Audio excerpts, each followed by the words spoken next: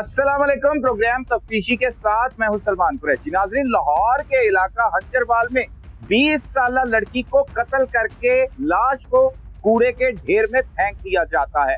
मुल्जिम कौन होता है और ये कत्ल की वारदात किस तरह से करता है, और पुलिस मुल्जिमान को गिरफ्तार भी कर लेती है। असल हकाइक हैं क्या, तमाम तफसीलात बताएंगे आज के प्रोग्राम तफ्तीशी। नाज़रीन, लाहौर के इलाका हंजरवाल गुलशन टाउन कूड़े के ढेर से 20 साल जवान साला लड़की की लाश बरामद होती है। उसे बेदर्दी के साथ कत्ल किया गया होता है। पुलिस जब तफ्तीश का आगाज करती है तो कातिल कोई और नहीं बल्कि मकतूला का अपना ही सुतेला बाप इस कत्ल में मुलव्विस निकलता है। इस अंधे कत्ल की वारदात को किस तरह से ट्रेस किया गया, हमारे साथ इंचार्ज इन्वेस्टिगेशन थाना हंजरवाल मोहसिन रफीक साहब मौजूद हैं। उन्हीं की जुबानी आपको ये सारा वाकया और कहानी सुनाते हैं। बहुत शुक्रिया मोहसिन साहब, आपने वक्त दिया। बड़ी एक अफसोसनाक इत्तला मिलती है, एक 20 साल लड़की की कूड़े के ढेर से लाश मिलती है। कैसे तफ्तीश का आगाज करते हैं, मौके पर पहुंचकर क्या क्या देखते हैं और किस तरह इस तफ्तीश को लेकर आगे चलते हैं? जी अस्सलाम वालेकुम, बहुत शुक्रिया। सबसे पहले तो ये 18 तारीख को सुबह 6 बजे के करीब एक 15 की कॉल होती है कि एक नामालूम लड़की, जवान लड़की की डेड बॉडी गुलशन टाउन के एरिया में कूड़े के ढेर पे पड़ी हुई है। सही, जिसकी कोई शनाख्त नहीं है। तो इस कॉल पे फौरी तौर पर रिस्पॉन्ड करते हैं। मैं, मेरी टीम, मेरे डीएसपी साहब, एसपी साहब है इकबाल टोन, वो मौके पे रिस्पॉन्ड करते हैं और मौके पे जाते हैं तो देखते हैं कि एक नामालूम लड़की जिसकी कोई शनाख्त नहीं है वो एक कूड़े के ढेर पे पड़ी हुई है। लगभग उसकी उम्र 19-20 साल नजर आ रही है। ठीक है। जब उसकी बॉडी का मुलाजा करते हैं तो पता चलता है हमें कि उसके नाक और मुंह से खून बह रहा है। खून बह रहा होता है। खून बह रहा होता है और उसके गले पे निशान होता है जख्म का। ठीक है। निशान नजर आता है। सही। तो हम फौरी तौर पे पहले तो पीएफएसए की टीम को बुलाते हैं। क्राइम सीन यूनिट हमारी टीम जो है प्रोफेशनल्स की वो आती है ताकि मौके से जो एविडेंस है वो कलेक्ट करें। इस दौरान हम सबसे पहले कोशिश करते हैं कि इसकी आइडेंटिटी सामने आ सके, लेकिन लड़की के पास कोई आईडी कार्ड, कोई फ़ोन, मोबाइल, कोई आइडेंटिटी नहीं होती जहाँ से हमें पता चल सके ये लड़की कौन है। जी, वहाँ पे फिर हम सबसे लोग इकट्ठे हो जाते हैं। जी, मोहल्ला ये होगा। जी, जाहिर बात है जहाँ पे डेड बॉडी मिले फिर आवाम का इकट्ठा होना लाजिम है। तो मोहल्लेदार गुजरगाह क्योंकि सड़क थी तो वहाँ पे गुजरने वाले सारी आवाम इकट्ठी हो रही थी, लेकिन किसी की वो शनाख्त में नहीं आ रही। अच्छा, किसी की शनाख्त में नहीं। सही। तो इसके लिए फिर हमने सबसे पहले अपने सराउंडिंग, अपने थाना चेक किया, कोई ऐसी रिपोर्ट रात को कोई हुई हो, कोई गुमशुदगी की, कोई 15 की कॉल हुई हो, फिर वो हमारे थाने में कोई ऐसी रिपोर्ट दर्ज नहीं थी। फिर हमने साथ वाले थाने चोंग में, सब्जाजार, शेराकोट, नवाकोट, साथ मुस्फा टाउन जो लगते हैं, फिर उनसे हमने पता करवाया वायरलेस के जरिए, लेकिन उधर से भी कोई ऐसी इतला इस तरह की लड़की की गुमशुदगी की नहीं थी, दर्ज नहीं थी। ये हमारे लिए परेशान कौन था क्योंकि मर्डर भी ब्लाइंड था और डेड बॉडी भी अनआइडेंटिफाइड थी। अच्छा, हालात वाकया से मोहसिन साहब क्या लग रहा था कि किस तरह से कत्ल किया गया है? जैसे आप कह रहे हैं निशान है, किस गले में तेजधार आले से वार किया गया है या गला दबाया गया, क्या लग रहा था उस वक्त? जी, बज़ाहिर यही नजर आ रहा था कि इसको किसी ने गला दबा के कत्ल किया है। ठीक है। हाँ जी, क्योंकि वो जो उसके गले पे जख्म का निशान था और उसके अलावा जो उसके मुंह और नाक से झाग और खून सा निकला हुआ था उससे पता चल रहा था कि इसका गला दबा के इसको मारा गया। ठीक है जी, ठीक है। अब वो पीएफएस से फोरेंसिक साइंस लेबोरेटरी और तमाम वहाँ पे टीमें पहुँच गई मौका पर, शायद इकट्ठे कर रहे हैं। हाँ जी, टीमें सारी आ गई, फिर उन्होंने अपनी एविडेंस कलेक्ट की, उसकी सैम्पलिंग ली, उसकी फोटोग्राफी की। तो इस दौरान अचानक एक लड़का आता है शहबाज नाम का। सही है। वो आके अचानक रोना शुरू कर देता है। हम देखते हैं कि ये कौन आया, तो जब हम उससे पूछते हैं तो वो अचानक वो बताता है कि ये मेरी बेटी है। अच्छा जी, मतलब लड़का है और उसकी बेटी है। हाँ, जो उसकी उम्र को 35-36 साल है। 35-36 हाँ जी। वो अचानक सामने आता है तो बताता है कि जी ये मेरी बेटी है। हम सारे अलर्ट हो जाते हैं। हम जब उससे सबसे पहले हमारा सवाल होता है कि तुम्हारा घर किधर है, वो घर बताता है कि साथ ही हमारा पहली गली में घर है। पहली साथ ही गली में? हाँ, वो तकरीबन के ढेर में वो जी 200 मीटर, 200-300-250 मीटर के फासले से उसका घर मुझे। और कितनी देर हो चुकी होती है? तब तक वो 2.5 घंटे तकरीबन हमें गुजर चुके होते हैं। तो वो सारे इलाके को पता होगा और जी बिल्कुल ऐसे ही बात पहुंच जानी चाहिए थी। बिल्कुल ऐसे ही। उससे फिर पूछा गया, सबसे पहले हमारा सवाल यह था कि तुम अब तक कहाँ थे? सही है। ये बच्ची कब से गायब है, तुम्हें कैसे पता चला? उसने बताया कि जी पहले तो उसने झूठ बोला कि मुझे मालिक मकान ने बताया, फिर उसने कहा कि मुझे किसी बच्चे ने बताया कि भी तुम्हारी बेटी वहाँ पे। मरी पड़ी है। ठीक अच्छा। है, तो हमने पूछा कि भी दूसरा सवाल था कि ये कब से गायब है, ये आपको क्या पता है? मैंने कहा कल ये फैक्ट्री से वापस घर नहीं आई, 3-4 बजे फैक्ट्री से आती है, कल की ये घर नहीं आई। अच्छा, तो उसके बाद फैक्ट्री में काम करती थी? ये फैक्ट्री में होजरी के अपनी माँ के साथ वहाँ पे काम करती। ठीक है, क्या वो नाम क्या बताता है वो उस वक्त, वो जो शहबाज नामी शख्स है कि ये मेरी बेटी है, इसका नाम क्या बताता है? वो बताता है कि इसका नाम अरूज है। अरूज है, फरीका उर्फ अरूज इसका नाम है। ठीक है, हाँ जी, 19 साल उसकी उम्र है। सही, वो इसका बताता है। और फैक्ट्री में मुलाजमत जी, फैक्ट्री में मांगे मुलाजमत करती है, तो कल से ये आई नहीं। मुलाजमत के लिए गई है, वापस नहीं है? जी, मुलाजमत के लिए गई है, वापस नहीं है। और इसकी वालिदा? जो वालदा है, तो वो उसने बताया इसकी वालदा उकाड़ गई हुई थी, रिश्ता देखते हैं इसका। अच्छा, इसी शहबाज लड़की के का, बकौल मकबूला का? शहबाज ने बताया कि इसकी वालदा उकाड़ा रिश्ता देखने के लिए की गई है। इसने घर आना था, लेकिन ये घर नहीं आई, कल से गायब है। तो अभी ये मुझे पता चला कि ये यहाँ पे मरी पड़ी है। ठीक है जी। फिर फर्दर आप आगे किस तरह लेके चलते हैं उसको, जी, तो लाश को पोस्टमार्टम के लिए? जी जी, मैं अर्ज करता हूँ। दूसरा हमारा सवाल था इससे कि कल की अगर ये मिसिंग है तो आपने इसकी रिपोर्ट क्यों नहीं कहीं दर्ज करवाई? थाने में या 15 पे या किसी भी अदारे को कोई रिपोर्ट या एप्लीकेशन या FIR क्यों नहीं करवाई आपने अभी तक? ठीक है, तो इस सिलसिले में वो खामोश था, उसके पास इस बात का कोई जवाब नहीं था। अच्छा, खामोश था। इस पे हम वो जो शहबाज नामी मुल्ज़िम था, जो सुज़ैला बाप था उसका, हमारे शक के दायरे में, सबसे पहले शक के दायरे में वो आ गया। अच्छा, हमें उस पर शक पड़ा कि भी हो ना हो कि जरूरी इसमें कोई ना कोई गड़बड़ है। ये जाए वकूआ पे ही आपको हाँ जी, पहला शक जो है वो शहबाज पर गुजरा? जी, क्योंकि पुलिस में हमारे कहते हैं कि जाए वकूआ खुद बोलता है। सही है। तो वो जब ये जाए वकूआ का विजिट किया गया, वहाँ पे हम ये हालात सारे देख रहे थे, तो इसका आना, इसकी मूवमेंट, इससे बातचीत करना, तो इससे हमारा पहला शक इस पे गुजर गया था कि ये इस क्लियर नहीं है, इसको क्लीन चिट नहीं दी जा सकती। सही। फिर हमने उसके बाद मौके की जो कार्रवाई होती है अस्पताल वो शुरू की, लाश को हॉस्पिटल शिफ्ट किया, उसकी FIR, फिर उसकी वालदा भी साथ, थोड़ी देर बाद उसकी वालदा भी आ गई, हकीकी वालदा आलिया बीबी, वो भी वही मौके पे ही आ गई। वो जो काड़े गई थी, वो यही बताती है मैं काड़े गई हूँ? जी, वो उसने पहले यही बताया कि मैं काड़े गई थी। अच्छा। तो मुझे इतला मिली है, मेरे खामन ने इतला दी थी, तो मैं वापस आ गई हूँ। तो अभी यहाँ पे पहुंची हूँ तो मुझे पता चला कि मेरी बेटी को किसी ने कत्ल कर दिया। ठीक है जी। तो हम शहबाज नहीं बताया था उसे? शहबाज ने उसे फोन पे बताया था कि ये मामला हो गया। सही है। उसके बाद हम लाश को पोस्टमार्टम के लिए शिफ्ट करते हैं, हॉस्पिटल शिफ्ट कर देते हैं। वालदा क्योंकि हकीकी होती है, हकीकी वालदा की मदय्यत में नामालूम मुल्ज़मान पे फिर FIR 302 की दर्ज करते हैं। ठीक है। तो उसका जो पोस्टमार्टम है वो मुकम्मल करवाते हैं। इस दौरान फिर पोस्टमार्टम होते ही हम अपनी तफ्तीश का भी साथ साथ आगाज़ रखते हैं। 2 टीमें हम बन जाते हैं, साथ साथ जो है दूसरी टीम CCTV मौके की देखना शुरू कर देती है, एविडेंस इकट्ठी करना, मोहल्ले से पता जोई करना शुरू कर देती है। फैक्ट्री का भी विजिट करते हैं आप? मुलाजमत करती है? नहीं, फैक्ट्री से, क्योंकि हमें पता किया था, हमने उन्हें बताया कि फैक्ट्री से ये दोनों माँ बेटी इकट्ठी गई हैं। अच्छा, दोनों ही काम करती जी, दोनों वालदा के साथ ये भी काम करती थी, ये दोनों इकट्ठी फैक्ट्री से निकली थी। सही है। वालदा इसको छोड़ के औकाड़े की तरफ निकल गई और इसको घर भेज दिया। ये फैक्ट्री किस चीज की? होजरी की फैक्ट्री। जी, होजरी की फैक्ट्री थी। ठीक है।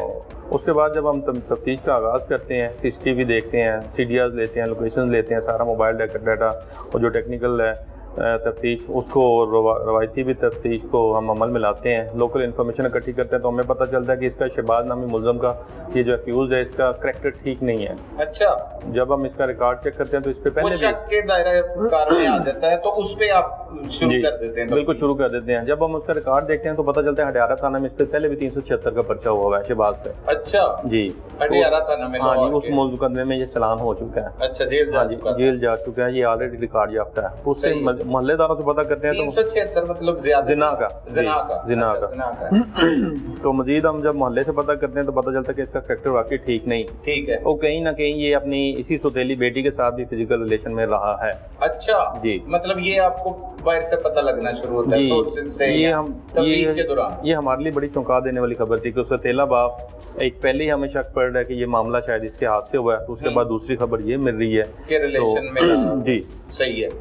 फिर हमने मजीद इसको तफ्तीश को जरा सीरियसली लिया। अभी तक आपने उससे हिरासत में नहीं लिया? नहीं, अभी तक नहीं। अभी हम अपनी investigation under the table side पे कर रहे हैं। ठीक है। इस दौरान FIR होते ही DI साहब हाफिज इरशाद रज़ा साहब इस वाक़े का नोटिस लेते हैं ब्लाइंड मर्डर का। वो फौरी तौर पर टीम तश्कील देते हैं, SP साहबा की ड्यूटी लगाते हैं, SP साहबा की निगरानी में हमारी टीम तश्कील दी जाती है। हम फिर वो टीम उस पर फौरी वर्किंग शुरू कर देते हैं। जब हम CCTV वगैरह हम चेक करते हैं तो ये हमें CCTV में नज़र आ जाता है।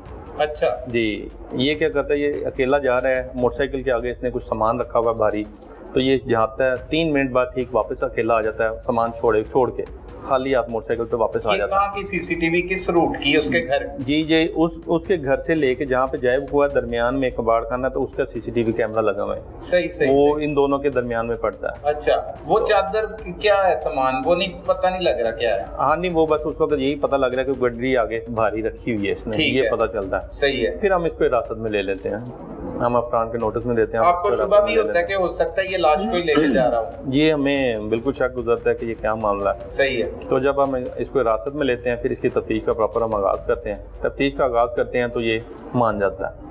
फौरी मान जाता है? तो नहीं, फौरी नहीं मानता, पहले हमें घुमाने की कोशिश करता है। अच्छा, पहले कोई बयानात भी दिए जैसे मालूम वो बताता है कि मैंने किसी के साथ मिलकर जी पहले इसने ये ये कि मैंने और इसके पिछले खामद आलिया के पिछले खामद शौकत ने, हम दोनों ने इसको मिलकर कत्ल किया। अच्छा, क्योंकि तो वजह पूछी आपने? जी, वजह पूछी क्योंकि ये लड़की जो है थी ये ठीक नहीं थी, इसका कैरेक्टर ठीक नहीं था, ये मोबाइल रखती थी, लड़कों से बातें करती थी, इसलिए हम दोनों ने पहले बापों ने मिलकर इसको कत्ल कर दिया। तो वो तो तलाक दे चुका था, तो फिर उसने क्यों कत्ल करना? इस दौरान हमें यह भी पता चलता है, जब हम इस चीज़ को भी मजीद देखते हैं, तो उस वालिद पे शौकत पे इसी लड़की के जना के 2 पर्चे इसकी वालिदा ने उस पर भी करवाए हुए हैं। शौकत पे भी? जी, शौकत पे भी 2 FIR मकतूला की FIR हुई हैं। अच्छा क्या? अच्छा, वालिदा नहीं आपको मुद्दई मुकदमा नहीं कुछ बताती, कुछ उससे नहीं इंटरव्यू करते कि क्या हालात वाक़यात का जायजा लेने? मुद्दई मुकदमा एक्चुअली पहले खुद छुप रही होती है,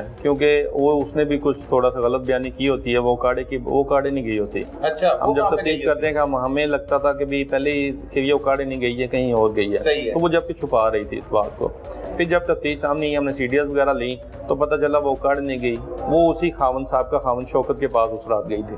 अच्छा जी, मतलब जिससे लदगी हो चुकी है, जिस पर पर्चे भी करवाए हुए हैं बेटी के साथ ज्यादती के जना के, उसके पास चली गई? ये उसके पास गई थी। अच्छा, और रात ये उधर रही है। ठीक है, तो इस पे हमें फौरी तौर पे ये भी क्लियर होगा कि ये मुल्ज़िम जो है ये झूठ बोल रहा है। ये बात हकीकत है, आलिया शौकत के साथ ही, तो शौकत इसके साथ नहीं मुलव्वस। और शौकत की फिर जब हमने मोबाइल लोकेशन CDR ली, तो वो भी इधर के इलाके की नहीं आई, वो अपनी फैक्ट्री कोट अब्दुल मालिक एरिया में ही पाई गई। अच्छा, सारी रात की। हाँ जी, वो इधर नहीं आया। फिर हमने दोबारा इसको ज़रा रवायती तरीका तफ्तीश इख्तियार किया, तो फिर इसने सच बता दिया, आखिर उगल गया कि ये मैंने अकेले किया। अच्छा, ये कल फैक्ट्री से 5 बजे आलिया वापस आई थी, फरीहा वापस आई थी, 5 बजे मैं घर पे अकेला था, तो ये आई है, तो मैंने इससे पूछा कि ये मोबाइल क्यों रखा हुआ है तुमने, तो उसने मुझे जवाब ठीक नहीं दिया। इस दौरान मुझे गुस्सा आ गया, तो मैंने तैश में आके इसका गला चादर से घोंट के इसका सांस दबा के इसको कत्ल कर दिया। जी, ये वो बयान देता है, फिर आप पे जुर्म ये करते हैं। लेकिन असल में मामला है क्या मोहसिन साहब जी, जैसे आप बता रहे थे कि ये करैक्टर का भी लूज है और इसने कोशिश भी की, आपको सोर्सेज ने भी बताया, क्या इसने कोई ज्यादती की कोशिश की थी लड़की के साथ? क्या हुआ जो ये सारा मामला बना? इस पर भी तफ्तीश की आपने? जी, इसकी भी तफ्तीश की, लेकिन मौके पे वो सरदस्त उसने ऐसा एतराफ नहीं किया, लेकिन हमने मेडिकल में उसकी सजा की है। वो मेडिकल रिपोर्ट आने पे, अपनी पर रिपोर्ट आने पे पता चल जाएगा कि आया उस दिन इससे कोई ज्यादती बच्ची से हुई है या नहीं हुई। ठीक है, ठीक है। ये अब सुतेला बाप एक शौकत है और सुतेला बाप एक शहबाज है जी। ये सगी बेटी किसकी थी? ये कितनवीं शादी है मुद्दई मुकदमा की? ये सगी बेटी थी रफीक नामी शख्स की। सही है। आलिया की शादी थी रफीक से ये बेटी थी, और 6 बच्चे और भी थे इसके रफीक से। इसके अलावा जी 7 बच्चे थे। फिर इसके बाद इसने शादी की शौकत से फिर इसने खुला ले लिया। उसके बाद शादी की शहबाज से भी इसका एक छोटा बच्चा है, एक बच्चा उससे भी है। और वो बाकी 6 बच्चे किधर हैं? वो सारे इसी वालदा के साथ हैं। इसी के साथ रहते हैं? वो घर में नहीं थे? नहीं, इसने एक्चुअली 2 घर लिए होते, एक किराए पे और एक गिरवी पे। अच्छा, इसकी वालदा ने एक किराए पे लिया होता यहीं पे। हाँ बिल्कुल, साथ ही थोड़ा सा डिफरेंस, दूसरी गली में किराए पे घर था। जो किराए का घर पे था वहाँ पे सारे इसके बच्चे छोटे रहते थे, और जो सेपरेट घर लिया हुआ था वहाँ पे ये मियाँ बीवी आके रात गुजारते थे। अच्छा, लेकिन उस दिन ये बच्ची जो बड़ी है ये भी उधर चली गई, वालदा इसकी नहीं थी, तो उसका वालिद जो सौतेला बाप है वो भी वहीं पे था। तो उस दौरान वहाँ पे इसने मौका पाकर इसको फिर कत्ल कर दिया। ठीक है, कोई ज्यादती वगैरह की सूरत हाल तो नहीं ऐसा कि नहीं अकेले पाकर उसने किया हो? नहीं, उसका बताया मैंने कि ये मेडिकल रिपोर्ट आने पे फिर क्लियर होगा। वैसे ऐसी इतलात मिली कि रिलेशन वगैरह? हाँ, ये जरूर था कि पहले इसके साथ ये भी रिलेशन में था। सही है, ये चीज सामने आई है। ये पता चला, उसने खुद भी एतराफ़ किया कि इससे पहले रहा हूँ, लेकिन उस दिन मैंने ज़्यादती नहीं की। सही है जी। उससे पहले वो बताता है कि मैं रहा हूँ। ठीक है। तो ये जो मुल्जिम है शहबाज, ये शादीशुदा है पहले से कि कुंवारा था? शहबाज की ये दूसरी शादी है। शहबाज की भी दूसरी शादी। उसके बच्चे कितने हैं? उसका एक बच्चा है इससे। इसी से बच्चा? हाँ जी। पहली बीवी से कोई नहीं? अच्छा, और वो तलाक दे चुका है? वो तलाक दे चुका है। ठीक है। और इससे पहले शौकत का तो इसमें अमल दखल है ही नहीं? नहीं, शौकत का कोई। ठीक है। रफीक से भी तलाक हो चुकी है? जी, रफीक से भी हो चुकी है। सही है। ये हमारे मुआशरे में मोहसिन साहब चल क्या रहा है, एक बहुत बड़ा केस तो आपने सॉल्व कर लिया, लेकिन इतना गन मुआशरे में के ख़वातीन शादियां तो कर लेती हैं दूसरी, लेकिन वो उन्हीं के बच्चियों के साथ ताल्लुकात बना लेते हैं। जैसे शौकत के बारे में पता लगा, शहबाज के बारे में पता लगा, और बच्चे भी हैं शहबाज पर तो 2 इसी बच्ची के साथ ज्यादती के। जी बिल्कुल ऐसे ही है। तो ये क्या चल रहा है मुआशरे? ये बहुत बड़ा अलमिया है। जैसे जैसे हम अपने दीन से दूर होंगे, क्योंकि हमारे दीन में इस्लाम ने महरम और नामहरम का एक बड़ा वाज़ेह कॉन्सेप्ट दे दिया है। बिल्कुल ऐसे। अगर हम उनको मद्देनजर रखेंगे, मुझे खातिर रखेंगे कि नामहरम कौन है, महरम कौन है, बच्चों को महरम के साथ तो पास होने देना, नामहरम के पास भी भटकने नहीं देना, तो मेरा यकीन है कि ये ऐसे वाक़यात नहीं होंगे। अच्छा, अब ये जो सुतेला बाप है वो नामहरम में आता है या महरम में आता है? बाप तो वो बन गया ना, चाहे वो सुतेला या सगा। देखिए, ये मुआशरे की हमारी बेरहरवी भी ऐसी है कि इसमें हम जब अपनी शादी का तो सोच लेते हैं, लेकिन जो बच्चे हमारे इसके पहले जैसे 7 बच्चे थे, इसने उन बच्चों का नहीं सोचा कि जवान मेरी बेटी है, आगे मैं जो 35-36 लाख साल के लड़के से फिर शादी कर रही हूँ, तीसरी शादी फिर कर रही हूँ। इसने किसी भी स्टेप पे नहीं सोचा। हत्ता कि ये भी इसको पता चल गया था कि मेरा पहला जो दूसरा खामद है शौकत, उसने बच्ची को अपनी हवस का निशाना बनाया। अच्छा, ठीक है। उसको वाज़ेह पता था, उसने एफआईआर भी 2 करवाई थी आलिया ने इस पे शौकत पे, लेकिन उसके बावजूद अभी फिर वो शौकत के पास भी जा रही है, फिर भी जा रही है, उसकी बच्ची के साथ भी वो रिलेशन में रहा है, उस पर एफआईआर भी करवाई हुई है, फिर भी जा रही है।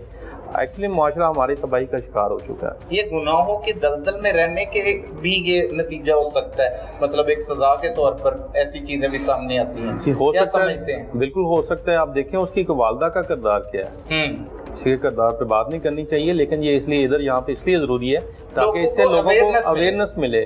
अगर उसकी वालदा वो उसी शख्स के साथ जिससे वो तलाक ले चुकी है उसके पास दोबारा जाना पसंद करती है, उसी शख्स के पास दोबारा जाना पसंद करती है जिस पे उसकी सगी बेटी ने 2 दफ़ा ज़िना की है और उस पर मुकदमे भी करवा चुकी है, फिर उसी मुकदमा में उसकी रिहाई भी करवा चुकी है बयान दे के, और फिर भी तलाक के बावजूद भी उसके पास जा रही है, तो ये तो बहुत बड़ा लम्हा फिक्रिया। क्या इस खातून का कोई पीछे आगे पीछे कोई नहीं है, कोई भाई बहन, कोई रिश्तेदार, वालिदैन कोई नहीं है? एक्चुअली हैं इसके रिश्तेदार अजीज, लेकिन वो साहिवाल में रहते हैं। अच्छा। इधर ये अकेली है। अच्छा। इसलिए भी इस पे इसको कोई पूछने वाला शायद नहीं। और मकतूला सबसे बड़ी बेटी थी इसकी? मकतूला सबसे बड़ी बेटी थी, बाकी छोटे बच्चे, बाकी सारे छोटे। तो अब उनकी देखभाल यही कर रही है? लाजमी बात है, क्योंकि यही जॉब करती थी। खामन तो इसका पहले भी कुछ नहीं करता था। अच्छा, शहबाज कुछ भी नहीं करता था, वो बल्कि नशे का आदी था। अच्छा। हाँ, तो वो कुछ नहीं करता था। ये माँ बेटी दोनों ही फैक्ट्री में मुलाजमत करती थी और दोनों ही बच्चों को पालती थी। अच्छा, ये दोनों मिल के पाल? जी। और इस तरह ये कत्ल का जो खुलासा हुआ, बड़ा ही अफसोसनाक ये सारे सूरत हाल है। अब इस मुल्जिम को इसके किए की करार वाक़या सजा दिलवाने के लिए क्या इक़दाम कर रहे हैं? ये इंशाल्लाह जब हमने इस मुल्जिम की फिर तफ्तीश की, फिर वही चीज़ें उनको आपस में हमने कनेक्ट किया। जब सीसीटीवी देखी, इस मुल्जिम के बयानात लिए, तो उसको हमने कोलैबोरेट किया, तो वो दोनों में फिर यकसानियत पाई गई। जो मुल्ज़म ने टाइम बताया एग्जैक्ट उसी टाइम पे वो मोटरसाइकिल पे जाता नजर आता है। अच्छा। एक्चुअली इसने जब उसको कत्ल किया तो कत्ल करने के बाद बेडशीट में लपेट दिया था। अच्छा। हाँ जी, गिरा लगा के गठरी बना के इसको बांध दिया था। तकरीबन 2-2.5 घंटे फिर इसने इसका इंतजार किया कि बाहर कुछ शाम हो, कुछ अंधेरा हो, तो फिर मैं इसको शिफ्ट करूँ। कितने बजे ये कत्ल की वारदात कर चुका? ये वकूआ तकरीबन 5-5:30 बजे इसने ये कत्ल की वारदात की है, शाम को। अच्छा। उसके बाद तकरीबन ये 8:00 पे इसने उसको अपनी मोटरसाइकिल पे रखा है, ऊपर से मंजिल से इसको गाड़ी को नीचे ले गया जी, पीछे लेके आया, मोटरसाइकिल के आगे रख के, और अकेला इसको ले गया। ठीक है। इसी तरह वो सीसीटीवी फुटेज में ये अकेला मोटरसाइकिल पे सामान रखे जाता नजर आ रहा है। सही है। ठीक 3 मिनट बाद, 2.5 से 3 मिनट बाद उसी मोटरसाइकिल पे खाली ये वापस आ गया। अच्छा। वहाँ पे मैं क्लियर हो गया कि जो सामान ये लेके गया है उसको इसने शिफ्ट कर दिया। वो एक्चुअली वो चादर में लिपटी हुई डेड बॉडी थी बच्ची की, उसको इसने उस कूड़े के ढेर पे फेंका है। इसी तरह ही उसी तरह आगे से मोटरसाइकिल घुमा के वापस घर ला के मोटरसाइकिल खड़ी, और वो दुरानिया भी उतना ही था, बिल्कुल एग्जैक्ट उतना ही जितना टाइम उधर लगता था आने जाने में मोटरसाइकिल पे लगना था उतने टाइम में। सही है। इसके बाद फिर इसको रात को ख्याल आया लेट नाइट 12-1 बजे कि वो जो चादर है जिसमें मैंने लपेट के इसको फेंका है वो कहीं मेरी शनाख्त ना हो जाए क्योंकि मेरे घर की चादर है। बिल्कुल ऐसे ही है। फिर ये रात को अंधेरे में दोबारा गया वहाँ पे। अच्छा, ये कितने बजे की बात? ये तकरीबन 12-12:30 बजे रात को गया। अच्छा, फेंक आया होगा 8 बजे की डेड बॉडी, 2 घंटे बाद गया है तो या 3-4 घंटे बाद गया है। वहाँ पे जाता है, वहाँ पे जाके इसकी चादर खोलता है। अच्छा। चादर खोल के उसको इसी तरह फेंक रहने देता है। सही है। चादर उसी जगह से आगे ठीक 100-150 मीटर आगे कचरे के ढेर पे वहाँ पे फेंक देता है। अच्छा, अलग फेंक देता है कि ये मैं जाया कर देता हूँ, सबूत जाया कर देता हूँ। तो वो जब हमने इसको पकड़ा फिर तफ्तीश की, वो सीसीटीवी फुटेज में भी क्लियर हो गया। सही है। और जब हमने इसके फिर जाके मौके से जय बरामदगी पे गए तो वहाँ पे वो चादर भी बरामद हो गई जिस चादर में इसने इसको लपेट के शिफ्ट किया था। ठीक है। जी, वो चादर ये एविडेंस ऐसे हैं कि इससे इसके किए की करार वाक़या सजा मिलेगी। जी बिल्कुल। मजीद इस केस को मजबूत करने के लिए हमने फिर वो मोटरसाइकिल भी बरामद की जिस मोटरसाइकिल पे इसने शिफ्ट किया था। इसके अलावा वो चादर भी बरामद हो गई। तीसरे नंबर पे जो सीसीटीवी फुटेज आ रही है इसकी लेके जाते कि खाली वापस आते कि उसको भी हमने कब्जा पुलिस में ली है। सही है। ये सारी एविडेंस मिला के इंशाल्लाह इस मुलज़म को करार वाक़ई सजा दिलवाएंगे। करार वाक़ई सजा मिलेगी। ठीक है मोहसिन साहब, अब वो तो अपनी तरफ से ये बात करता है, एक बंदे का गैरत से क्या ताल्लुक, मतलब जो खुद उसके साथ रिलेशन में हो अपनी सुतेली बेटी के साथ, तो वजह आप क्या समझते क्या है जो अब तक सामने आई है कि इसने उसे कत्ल क्यों किया है? वजह यही सामने आई कि भी इसको इस बात की भी तकलीफ होती थी कि ये किसी और के साथ अटैच ना हो। अच्छा जी, ये भी इसको इसके बात की भी तकलीफ थी कि ये शौकत के साथ भी कहीं अटैच है। अच्छा। और इसके अलावा अगर मोबाइल रखा हुआ था मे भी किसी और थर्ड पर्सन के साथ भी अटैच होगी। सही। इसको इस बात की भी तकलीफ, इस चीज का रंज था उससे और उस वजह से उसने ये सारी कार्रवाई की है। सही है। इससे इसके किए की भरपूर सजा मिलेगी। और लोगों को, हमारे देखने वालों को कोई मैसेज के लोग दीन के करीब रहें एक, और इस तरह के जो प्रोग्राम्स हैं हमारी तो यही कोशिश होती है कि लोग इससे देख के इसे समझें और ऐसे नुकसानात से बचा जा सके। क्या करना चाहिए मुआशरे में, एक खातून को क्या करना चाहिए जिसके बच्चे भी हों? बिल्कुल ऐसे ही है। तो इसमें सबसे पहले तो अपने बच्चों को ये समझाना चाहिए और अपने वालिदैन को भी ये चीज़ समझना चाहिए कि हकीकी माँ बाप से बढ़ के कोई रिश्ता नहीं है। ठीक है। खासकर बच्चियों के मामले में बिल्कुल, बच्चियों यहाँ तक, हमें तो इस्लाम में यहाँ तक कह दिया गया कि कुरान भी अगर पढ़ने वाली हाफिज़ा है, आलमा का कोर्स कर रही है और जो तालीम हासिल करनी है वो कुरान की है, तब भी मेल कारी उसको ना पढ़ाए। बिल्कुल ठीक बात है। इससे बढ़ के क्या हो सकती है कि भी इल्म हम हासिल कर रहे हैं इस्लाम का, पढ़ने वाली किताब अल्लाह की है, तब भी मेल और फीमेल को ना इकट्ठे बिठाया जाए। बिल्कुल ऐसे। तो इससे मजीद सुनहरा असूल मेरे ख्याल में कोई नहीं हो सकता।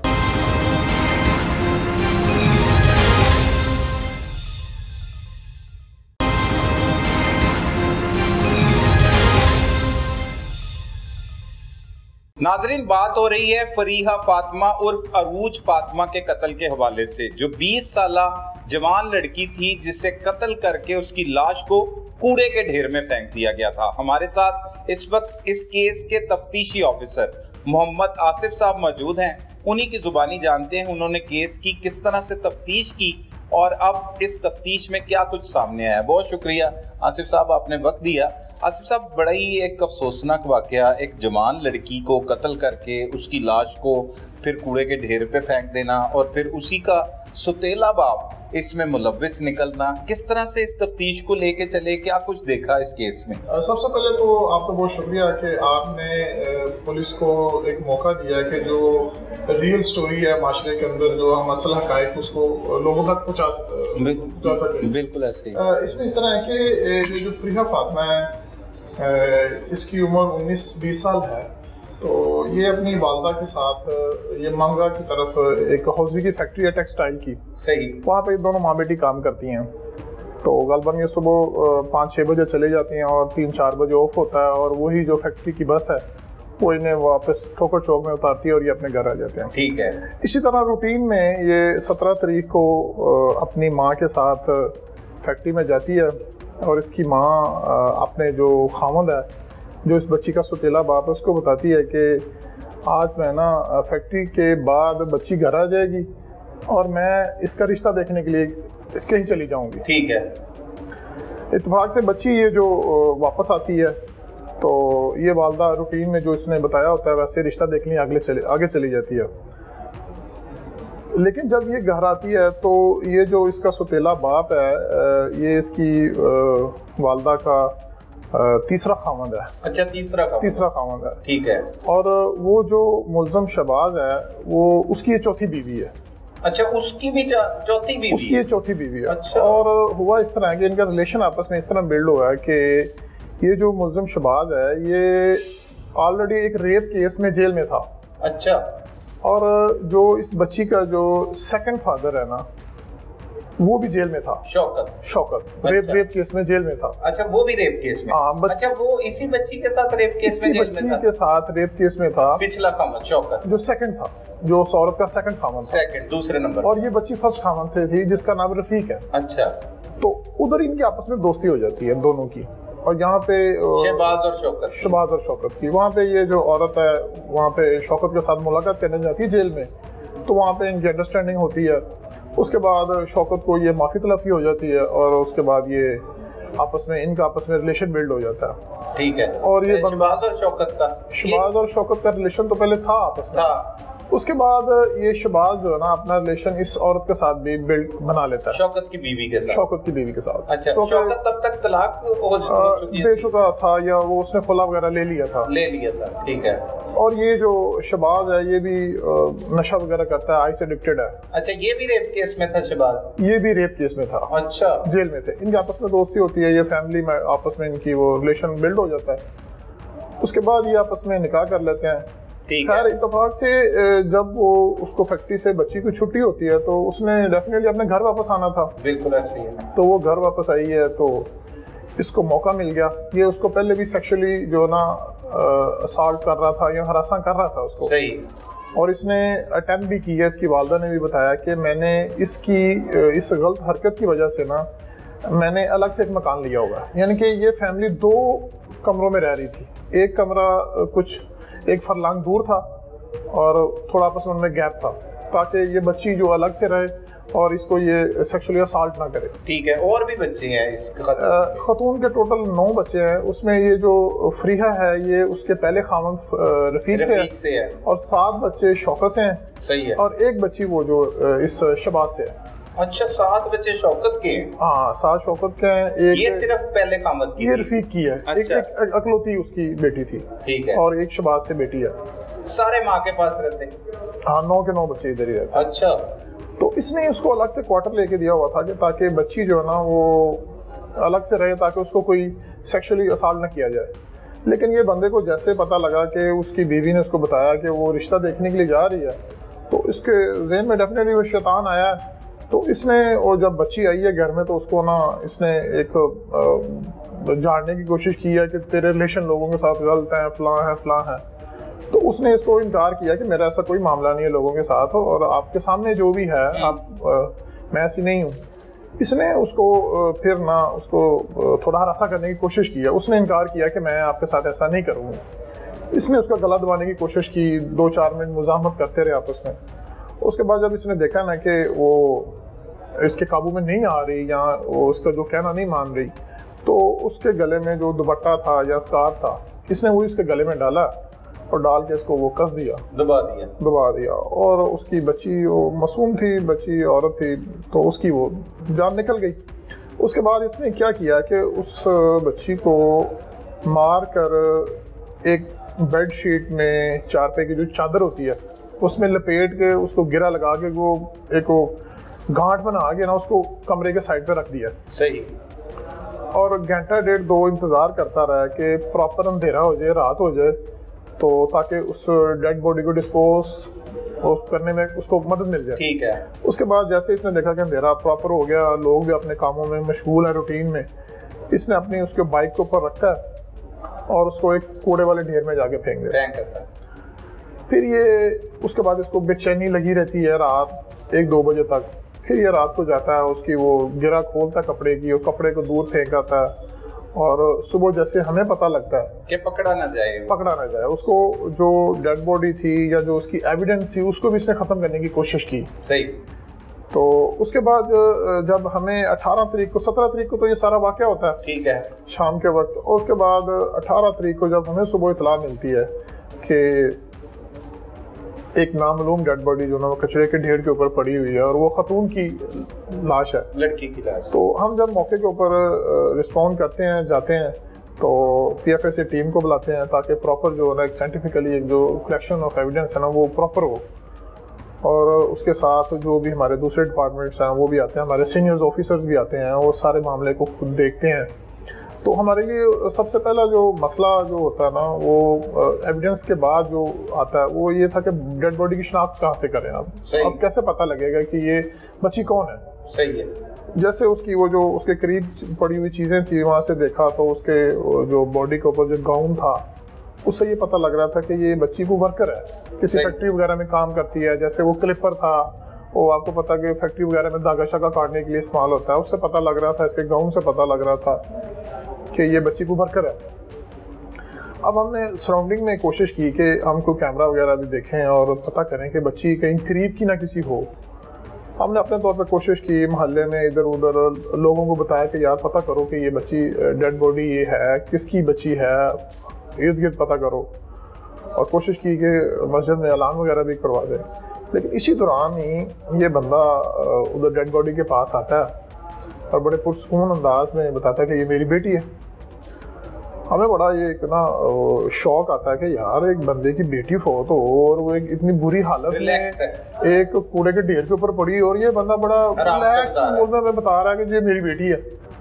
हमें डाउट हुआ कि यार एक बंदे का जो भी जिगर गोशा हो, उसकी बेटी हो, बेटा हो, तो उसके साथ ऐसा हादसा हो तो बंदा तो इमोशनली बड़ा परेशान हो जाता है, उसके बड़ा मामला होते हैं।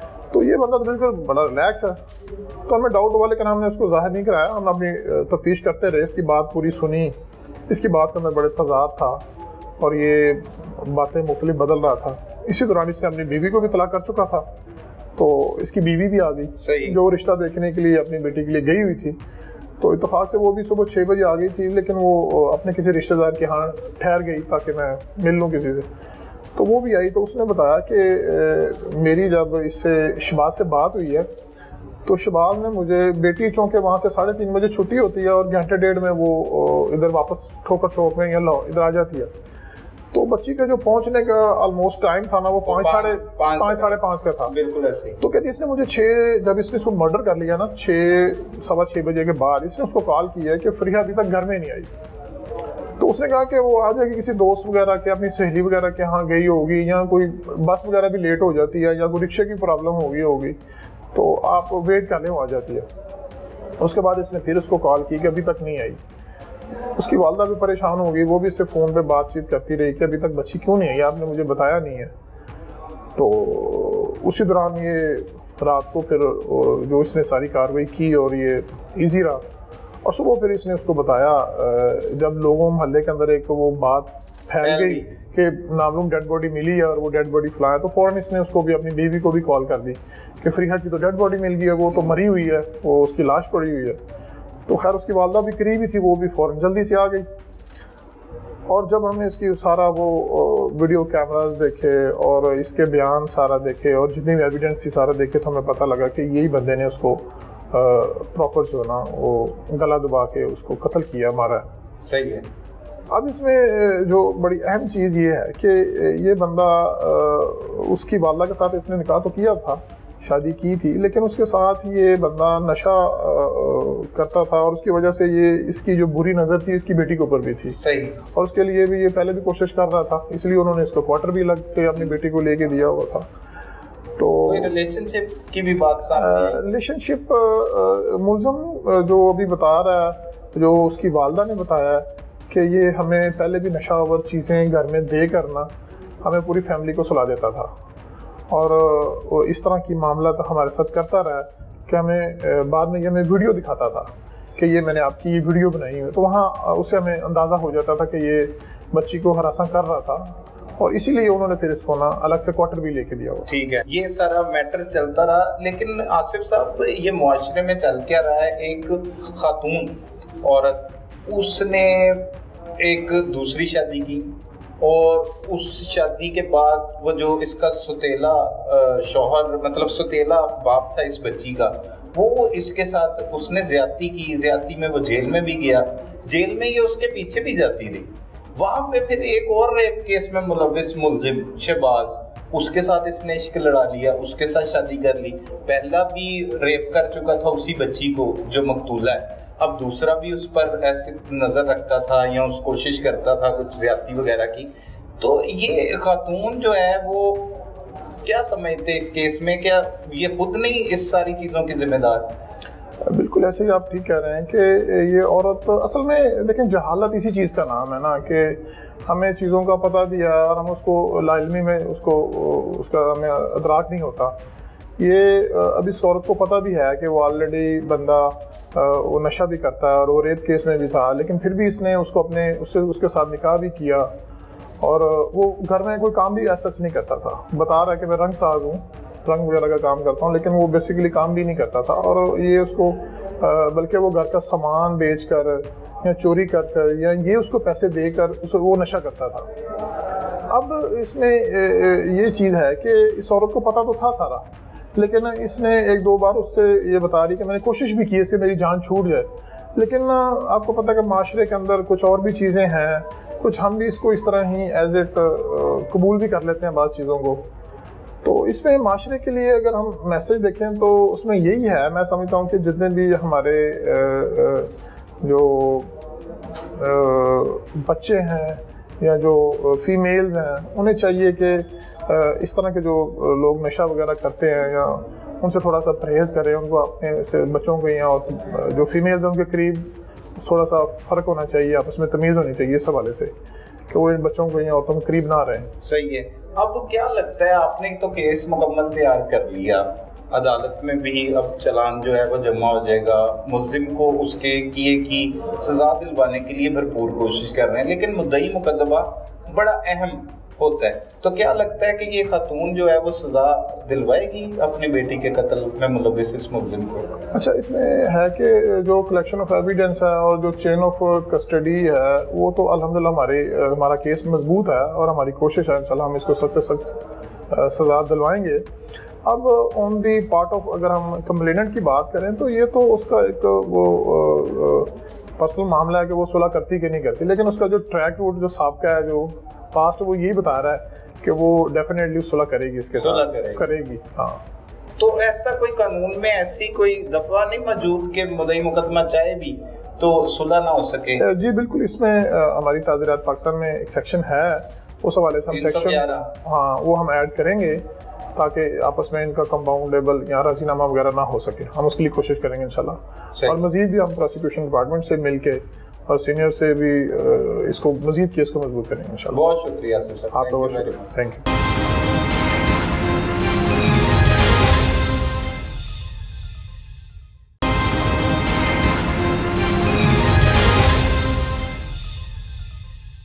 नाजरीन, बात हो रही है फरीहा उर्फ अरूज के कत्ल के हवाले से, जिससे न सिर्फ बेदर्दी के साथ कत्ल किया गया बल्कि उसकी लाश को कूड़े के ढेर पर फेंक दिया गया और कातिल उसका सुतेला बाप निकला। इस वक्त ये तमाम सूरत हाल जानने के लिए हमारे साथ सीनियर सहाफ़ी आमिर राना साहब मौजूद हैं। इनकी ज़ुबानी जानते हैं कि ये जो कत्ल व गारत की वारदातें हैं ये तो अपनी जगह, लेकिन हमारे मुआशरे में चल क्या रहा है। एक औरत ने एक नहीं दो नहीं बल्कि तीन शादियां की, दूसरे वाले शौहर ने भी बेटी को ज्यादती का निशाना बनाया और तीसरा शौहर भी उस पर गंदी आंख रखता था, वो भी उससे रिलेशन बनाना चाहता था और मुतअद्दिद बार उसने भी उसे ज्यादती का निशाना बनाया, जो पुलिस तफ्तीश में इंकशाफ हुआ। ये तमाम सूरत हाल और मुआशरे में ऐसे जो नासूर हैं वो कहाँ पर मौजूद हैं और इनसे कैसे बचा जा सकता है, ये तमाम तफसीलात आमिर राना साहब की ज़ुबानी सुनाते। बहुत शुक्रिया राना साहब, आपने वक्त दिया। बड़ा ही एक अफसोसनाक सा वाक़या, एक जवान लड़की की लाश कूड़े के ढेर से मिलती है और पुलिस तफ्तीश करती है तो उसका सुतेला बाप कत्ल में मुलविस होता है। बात यहाँ तक ख़त्म नहीं होती, आगे जाकर और दिल दहला देने वाली बात यहाँ पे शुरू होती है कि दूसरा शौहर जो उस खातून आलिया बीबी ने शादी की, उसने भी उसकी जो बेटी है उसको ज्यादती का निशाना बनाया, उस चक्कर में जेल भी गया। फिर तीसरा वो भी जेल में ही था और रेप के केस में था। वहां पर इस खातून की उससे मोहब्बत हुई, फिर उसके साथ शादी की, उससे भी उसके एक बच्चा हुआ। ये 9 बच्चों की माँ है और एक बच्ची जो सबसे पहले शौहर की बेटी थी वो अब पहले उस ज्यादती का शिकार होती रही और अब जहाने पानी से कूच कर गई, कत्ल हो गई। तो ये मुआशरे में हमारे चल क्या रहा है राना साहब, इसे कैसे सुधारा जा सकता है? सलमान, बहुत शुक्रिया आपका। पहली बात तो ये है कि रियासती अदालों की कुछ जिम्मेदारियाँ होती हैं कि जो हम बेहतर तरीके से अदा कर सकते हैं। रियासत का क्योंकि एक माँ का किरदार होता है और ये आगाही जो है हमारी मजहबी भी है और हमारी कानूनी भी है। मजहबी क्योंकि ये रियासत पाकिस्तान, इस्लामी जमहूरिया पाकिस्तान है, ये एक अल्लाह के नाम पे है और दीन के नाम पे है। हमारे जो दीनदार है, जो हमारी खानगाहें हैं, जो हमारे औलिया कराम, ये पीरों के ये जो डेरे हैं, इनका असल में ये जिम्मेदारी होती है हम बेराह रवि से बचाने के लिए लोगों को इसके ऊपर कायल करें। हम बताइए अल्लाह की तरफ से कितना अज़ाब होगा, क्या गुनाह होंगे। तो दूसरी बात ये होती है कि जब तक रहमान है तो शैतान ने तो अपना काम करना ही है। जहाँ पे मर्दों में बेराह रवि है तो औरतों में उससे ज़्यादा है। सही। अब इसी वाक़े को देख ले कि जो औरत आलिया है वो 3 शादियाँ करती है और 2 जो उसके साथ जो दूसरे वाले, जो पहले के बाद दूसरे के बाद तीसरा है, तो आज तक उसके दिल में उनके लिए हमदर्दी है।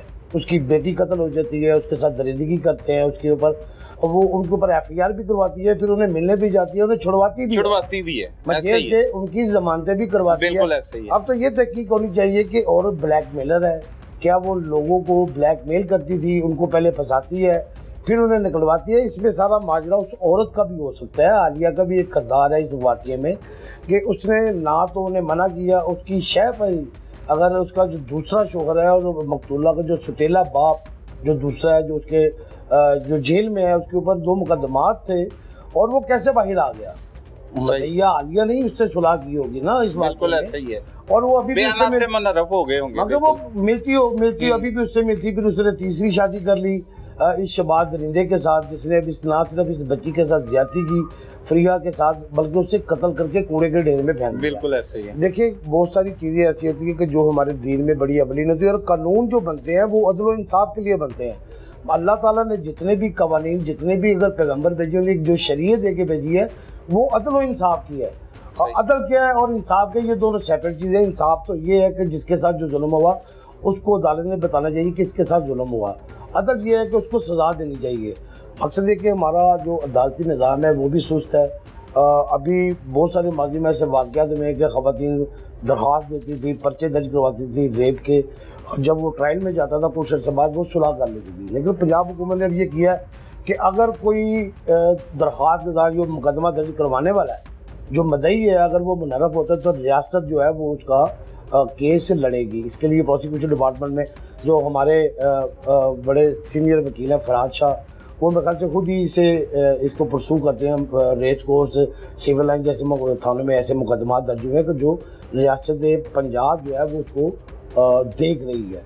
तो अगर उनकी सुलह भी हो जाती है तो रियासत जो है वो उन मुकदमात को देख रही है। लेकिन ये काफ़ी देर बाद ऐसा वाक़या है, ऐसा सिस्टम लाए गए हैं, तो ये मेरे ख्याल से पहले होना चाहिए था कि रियासत को चाहिए कि पहले इसके ऊपर कोई इक़दाम करते कि रियासत इसकी मदद बनती। सही है। अब राना साहब ये पुलिस तफ्तीश में बातें सामने आ रही हैं, ये कोई हमें मुलजिम ने नहीं बताई या मुदई मुकदमा के बकौल नहीं है। ये जितनी भी बातें हैं कि एक दूसरा जो शौहर था शौकत, उसने बच्ची को ज्यादती का निशाना बनाया, फिर वो जेल चला गया, जेल में ही इसके साथ मुलाकात हुई, ये भी जेल काट रहा था शहबाज के, पहले शौकत के साथ दोस्ती हुई, फिर इसके साथ ताल्लुकात बन गए, फिर इसके साथ शादी कर ली। अब 7 बच्चे शौकत के हैं, 1 शहबाज का है और सबसे पहली बेटी जो है ये वो रफीक की है। तो ये बच्ची का क्या कसूर था?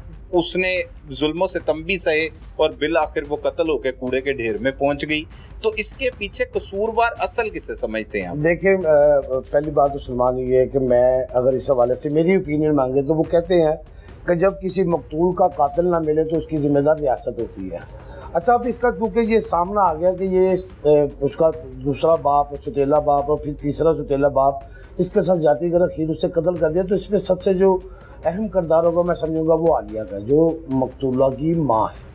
सही। मैं तो मेरी नज़र में अगर मैं इसकी तफ्तीश करूँ कि इसमें सबसे जो गैर जिम्मेदारी का मुजाहरा किया वो आलिया का है। सही है। तो पुलिस को उसको इस केस में रखना चाहिए, उसकी तफ्तीश भी होनी चाहिए कि वो तो मुद्दई मुकदमा है। तो देखिए अब पुलिस भी कहीं पे जाके बंद जाती है ना, अब वो मुद्दई मुकदमा है और पहले बाप का पता ही नहीं लग रहा अभी तक, पुलिस तो उसे तलाश भी कर रही है। सलमान, ये तो रियासत को, आपके पुलिस को चाहिए नसीहत को पहले बाप गए, मगर वो लड़की बालिग हो चुकी थी तो वो इतना उसका बाप जो पहला बाप है रफीक, वो पूरा हक रखता है उसके ऊपर। बिल्कुल ऐसे ही है। मकसद है कि अगर उन्होंने कागजात में कोई हेरा फेरी की है तो ये पुलिस का काम है कि उसकी जो फैमिली ट्री में जो उसका नाम, उसकी वसीयत चेंज की गई है, पुलिस उसके ऊपर भी मुकदमा दर्ज करे। और इसका मुकदमा आलिया के ऊपर होना चाहिए, उसका मुकदमा शहबाज के ऊपर होना चाहिए, उसका मुकदमा वो जो उसका दूसरा शोहर है उसके ऊपर होना चाहिए, जिसका 7 बच्चे और उसमें 8वीं इस बच्ची को भी शामिल कर लिया।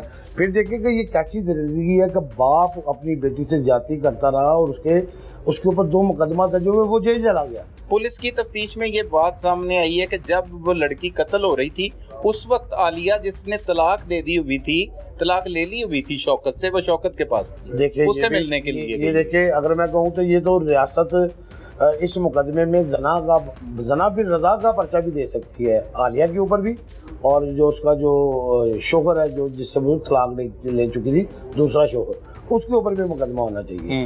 तो ये बड़ा गंभीर से मामला हो गए, बड़े दिल खराश कैसे बचा जा सकता है? राना साहब क्या समझते हैं, दीन की जो दीन से दूरी है, दीन से ही दूरी है, और ये दीन से दूरी की जो वजूहात हैं वो हमारे जो खानगाहें हैं, जो हमारे उलमाए कराम है, जो हमारी इस्लामी नज़रियाती कौंसल है, ये इसका काम है कि ये फतवे दे, लोगों को लेक्चर होने चाहिए, हमारे निसाब में ये चीज़ें होनी चाहिए, हमारे जुम्मे के खुतबात में ये होने चाहिए। हमारा कोई जुम्मे के खुतबात के अलावा हमारे मगरब और इशा की नमाज़ों के बाद ये दर्स देना चाहिए। दिन के टाइम अगर फजर की नमाज़ होती है, बच्चे शबारा पढ़ने जाते हैं, उन्हें दर्स देना चाहिए कि वो अपने साथ किसी भी किस्म की ज़्यादती है। तो ये पहली बात है कि जो बच्चों के साथ हरासमेंट के जो मामला होते हैं, बहुत सारे बच्चे तो डर के नहीं बताते। ये पिछले दिनों ग्रीन टाउन में 2 बच्चियाँ सिपारा पढ़ के आ रही हैं, तो उनके साथ वो एक और उसके साथ छेड़खानी की, हरासा की। तो देखिए ये बहुत सारे लोग, मेरे इल्म में बहुत सारे ऐसे वाक़यात हुए जो CCTV में भी हैं, मगर उनके वर्षा ने उसकी दरख्वास्त ही नहीं दी। बिल्कुल ऐसे ही। बच्चों को ये बताना चाहिए कि उनके बच्चे के साथ कोई हरासमेंट करता है तो उसे फौरी अपने घर में बताना चाहिए। उसके पेरेंट्स को उन बच्चों का ख्याल रखना चाहिए, उनसे पूछिए, उन्हें बताएं कि अगर कोई आपके साथ कुछ छेड़खानी करता है तो वो फौरी घर बताएं। ये छुपाने वाली बात नहीं है, इससे हमारे माशरे में बहुत सारा बिगाड़ हुआ है। कम कोई ऐसा इंसिडेंट होता है हम बताते नहीं हैं। तो देखें वो कब से ज्यादती कर रहा था, ये आलिया का काम था बताना, या वो बच्ची ने अगर माँ को बताया भी होगा तो माँ उस वाक़े को या उस मुजरम को छुपाने के लिए, उस जुर्म को छुपाने के लिए सब्र करती रही। जब वो उससे बेजार हो गई तो उसने उसके ऊपर मुकदमा दर्ज करवा दिया, फिर उसने तीसरी शादी कर ली, फिर उसे रिहा करवा दिया जेल से। फिर अब इसी के साथ भी शायद ऐसा ही कोई इंसिडेंट हो सकता है कि इससे भी माफ कर दे। ये तो बात की बात है ना कि हमें तो नहीं पता कि अभी ट्रायल चलेगा, क्या होगा, उसे माफ कर दे। लिहाजा हमारी पुलिस को भी यकीन नहीं है इस हवाले से। अगर पुलिस को यकीन है तो उस औरत में कोई ना कोई तो फॉल्ट होगा, उसको इसकी सजा मिलनी चाहिए, हमारी रियासत को चाहिए। उनसे दरख्वास्त की हमने, वो कहते हैं 311 हम ऐड करेंगे जिसमें मुद्दई का इख्तियार भी खत्म हो जाता है। तो ये अदालत, आपका प्रोसिक्यूटर डिपार्टमेंट तो ये काम कर रहा है, तो उसमें इन्हें भेजनी चाहिए कि उन्हें जाके एक दरख्वास्त दें, उसको ज़िम्नी में शामिल करें। तो मेरे ख्याल से ये बहुत सारे ऐसे अगर इब्रान रहेंगे, बहुत सारे वाक़यात इससे ख़त्म हो सकते हैं, बुराइयाँ भी बहुत सारी ख़त्म हो सकती हैं। और इसके लिए पंजाब हुकूमत का काम, हुकूमत पाकिस्तान का काम, हमारे उलमा का काम, हमारे पंचायती सिस्टम शुरू हो रहे हैं उनका काम यही होना चाहिए। हमारी जो यूनियन कौंसिल की सतह पर जो नुमाइंदे हैं उन्हें बैठकें लगानी चाहिए, इस हवाले से उन्हें एक पंचायती डेरे लगाने चाहिए कि ऐसे मामला को रोकने के लिए अपना किरदार अदा करें। बहुत शुक्रिया राना साहब, थैंक यू वेरी मच। नाजरीन, हमारे मुआशरे में औरतों ने अपने शौहरों से तलाक लेना मामूल की बात बना लिया है। वो हवस और दुनियावी मोहब्बत के चक्कर में तलाक तो ले लेती हैं और फिर दूसरी शादी करती हैं और उन बच्चों का एक बहुत बड़ा नुकसान होता है। जिस तरह से आपने इस केस में देखा कि आलिया ने दूसरी शादी की तो उसकी बेटी के साथ दूसरे शौहर ने 2 मर्तबा ज्यादती की, जिसका मुकदमा भी दर्ज हुआ और फिर इसी खातून ने उसे मुकदमे से बाहर करवाया और फिर एक तीसरे शख्स को जेल में पसंद कर लिया जो पहले से ज्यादती के मुकदमे में मुलव्विस होकर गिरफ्तार हो चुका था। फिर उसके साथ जिंदगी बसर की, वो भी इसकी बेटी को मुबैना तौर पर ज्यादती का निशाना बनाता रहा और बिलाखिर उसे कत्ल करके उसकी लाश को कूड़े के ढेर में फेंक दिया।